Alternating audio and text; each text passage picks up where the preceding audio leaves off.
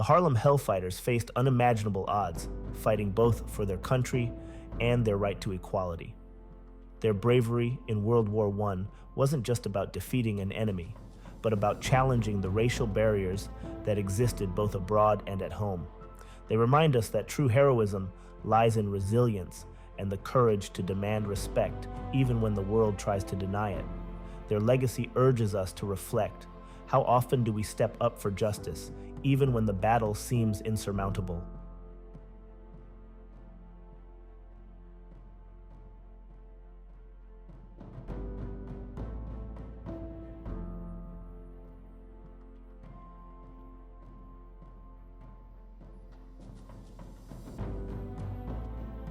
The Black Devils of World War I, better known as the Harlem HellFighters or the 369th Infantry Regiment, were an extraordinary group of black soldiers who defied prejudice and fought valiantly on the front lines. They were more than just soldiers, they were symbols of hope and resilience for an entire generation. Their bravery on the battlefield and commitment to their country reflected a profound desire to redefine the African American experience, both in America and abroad. The story of the Harlem HellFighters is one of courage, sacrifice, and a fight for equality that went beyond the enemy lines and into the heart of a racially divided society. The men who became known as the Harlem HellFighters originally came together as the 15th New York National Guard Regiment in 1916, primarily composed of black men from Harlem, though recruits also came from other areas. This regiment was formed in response to the growing demand from Harlem's black community to serve in the military during a time when the country remained deeply segregated. Despite their eagerness to serve, black men faced significant opposition within the military ranks. America's entry into World War I in 1917 did little to change this prejudice, as many still held the belief that black soldiers were only fit for labor and not combat. It was thought they lacked the discipline and fortitude for fighting on the front lines, an assumption that would soon be proven drastically wrong. The Harlem HellFighters' reputation as fierce warriors began to take shape once they arrived in Europe. The American military, still skeptical of integrating black soldiers with white soldiers, chose to reassign the 369th to the French army, preferring that black soldiers fight under foreign command. Though American segregation policies drove this decision, it gave Harlem HellFighters a rare opportunity to prove themselves. The French army, familiar with African colonial troops, welcomed the HellFighters and treated them respectfully. Equipped with French weapons, helmets, and gear, these American soldiers soon became integral to the French military force. When the HellFighters entered the front lines, they quickly demonstrated exceptional bravery, serving in combat longer than any other American unit, 191 continuous days without losing ground or surrendering a single soldier to the enemy. Their relentless fighting spirit and willingness to face any danger earned them the nickname Black Devils from the German soldiers, who came to fear their tenacity. The French, too, recognized their courage and loyalty, and they bestowed the HellFighters with their commendations. These men stood out not just for their endurance in combat, but for their fierce commitment to the cause, a determination fueled by a desire for respect and equality. For the Black Devils, fighting in World War I was personal. Many of them saw the war as a chance to challenge the racial injustices they faced at home, hoping that by proving their worth on the battlefield, they would gain respect for themselves and their communities. Despite the oppressive environment they had grown up in, where Jim Crow laws and racial violence were part of daily life, these men volunteered to serve a country that often denied them basic rights. Their motivation went beyond patriotism.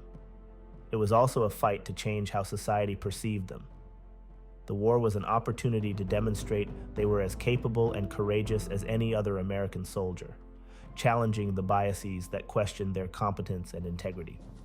Back in the United States, African American soldiers were met with skepticism and even hostility, with many white Americans fearing that their military service would inspire them to demand greater social and political rights.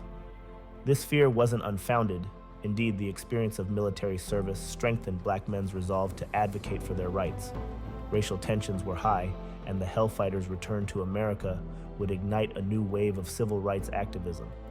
Yet at this time, most white Americans viewed black soldiers with suspicion, treating them as second-class citizens despite their sacrifices. These men returned to an America that was unwilling to recognize their contributions, a stark contrast to the warm reception they received from the French. In France, however, the Hellfighters found a society far more accepting. The French people had long been accustomed to seeing African soldiers from their colonies and did not view the Hellfighters with the same level of prejudice. The Black Devils were treated as comrades in arms rather than being segregated or discriminated against. They fought alongside French soldiers and were welcomed into French communities.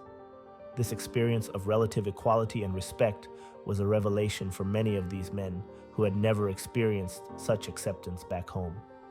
For the first time, they were judged not by the color of their skin, but by their character and bravery. It was an eye-opening experience that would stay with them long after the war ended and fuel their determination to fight for social change in the United States.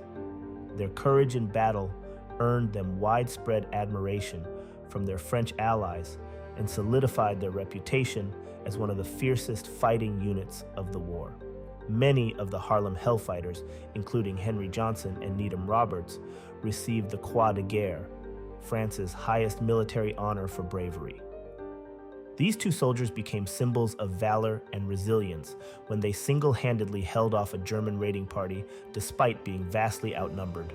Henry Johnson, who became known as Black Death, sustained multiple injuries, yet continued to fight using only a knife when his ammunition ran out, saving his fellow soldier and preventing the Germans from breaking their line. Johnson's actions were emblematic of the Hellfighters' spirit, demonstrating their resolve and dedication. Despite their heroism, Johnson and Roberts, along with many other black soldiers, were overlooked by the U.S. military when it came to recognition. Johnson did not receive any American awards during his lifetime, and it wasn't until decades later that his bravery was officially acknowledged. In 1996, he was awarded the Purple Heart, and in 2002, he was posthumously awarded the Distinguished Service Cross. It wasn't until 2015, nearly a century after his heroic stand, that he was finally awarded the Medal of Honor, America's highest military decoration. The delayed recognition of Johnson and other Harlem HellFighters reflects the racial biases that were deeply ingrained in the military and American society. Their sacrifices were sidelined and only acknowledged after extensive advocacy and efforts to rectify these historical oversights. The legacy of the Harlem HellFighters extends beyond their accomplishments in World War I. Their service challenged racial stereotypes and inspired other African Americans to pursue equality both on and off the battlefield. These soldiers became symbols of resilience, their actions reinforcing the idea that African Americans were just as capable and deserving as any other Americans.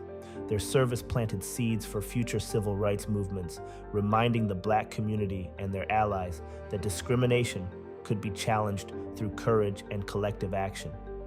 When the Harlem HellFighters returned home, they were not just veterans, they were symbols of hope, determination, and resistance against racial oppression.